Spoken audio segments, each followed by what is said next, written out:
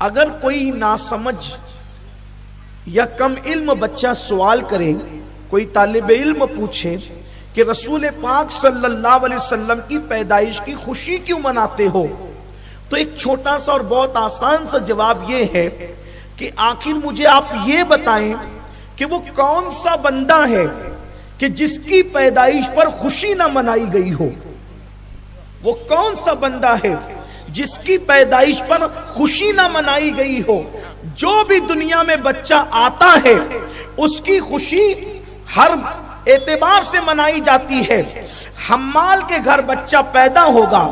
تو کم سے کم خوشی اتنی ہوگی کہ ماں باپ خوشی منائیں گے، دادی دادا خوشی منائیں گے، اور اگر وہ بندہ اور پوزیشن والا ہے، اگر وہ بندہ اور پوزیشن والا ہے تو پھر رشتہ دار بھی خوشیوں میں شامل ہو جائیں گے۔ وہ بندہ اور پوزیشن والا ہے تو محلے والے بھی خوشیوں میں شامل ہو جائیں گے۔ ایم ایل اے اور ایم پی کے گھر بچہ پیدا ہوا تو ممکن ہے پورا گاؤں خوشیوں میں شامل ہو جائے، وزیر کے گھر بچہ پیدا ہوا تو ممکن ہے پورا ملک شامل ہو جائے۔ لیکن یاد رکھیں کوئی بچہ ایسا نہیں ہوتا جس کی پیدائش پر خوشی منائی نہیں جاتی، لیکن ہاں کچھ بچے ایسے ہوتے ہیں، ذرا دھیان سے سننا، توجہ فرمائیں، کچھ بچے ایسے ہوتے ہیں جن کی پیدائش پر نہ ماں کو خوشی ہوتی ہے نہ باپ کو خوشی ہوتی ہے۔ وہ بچے وہ ہوتے ہیں جو بن باپ کے اور بغیر شادی کے پیدا ہوتے ہیں، ان کی پیدائش پر کسی کو خوشی نہیں ہوتی، لیکن جو نکاح سے پیدا ہوتے ہیں،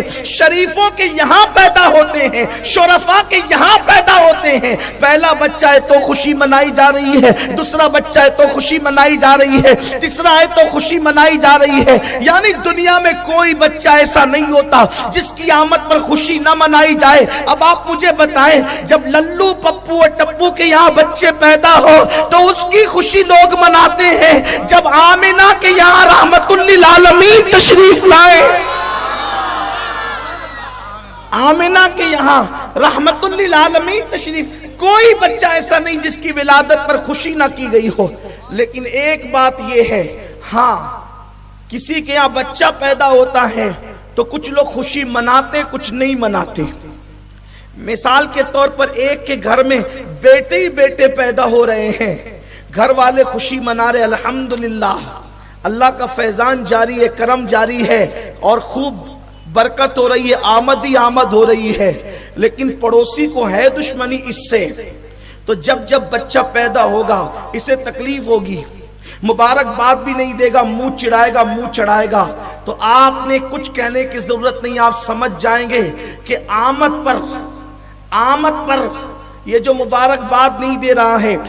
اس کے چہرے پر تبسم نہیں ہے بلکہ چہرہ اتر گیا ہے، بلکہ لوگوں سے بھی لڑ رہا ہے۔ کیوں اس کو مبارکباد دیتے ہو؟ کیوں اس کو ارے مبارکباد دینے میں حرج کیا ہے؟ اگر خدا نے اس کو نعمت دی ہے تو مبارکباد دینی چاہیے، آپ کیوں منع کر رہے ہو؟ تو یہ منع کرنے والے کا نیچر بتا رہا ہے، اللہ نے اس کے گھر بیٹا عطا کیا، اسے خوشی نہیں ہوئی، اس لیے بیچارہ مبارکباد دینے سے روکتا ہے۔ آپ بتائیں، پڑوسی کے بچے کے یہاں پہ بچے کی ولادت ہو اور پڑوسی چاہے کتنا بھی بڑا خطیب ہو، ادیب ہو، عالم ہو، ظالم ہو، کوئی ہو، اگر وہ روکے کہ مبارکباد نہ دینا، آپ کہیں گے یار کتنا جلتا ہے یہ کہ بچے کی ولادت ہوئی اور روک رہا ہے۔ بس ہم نے کسی کو کچھ کہنا ہی نہیں ہے، جس کو دیکھو نبی کی آمد پر مبارکبادیاں ہیں، اسے نبی کی آمد کی خوشیاں ہیں، اور جو منع کر رہا ہے، اب آپ مجھے بتائیں کہ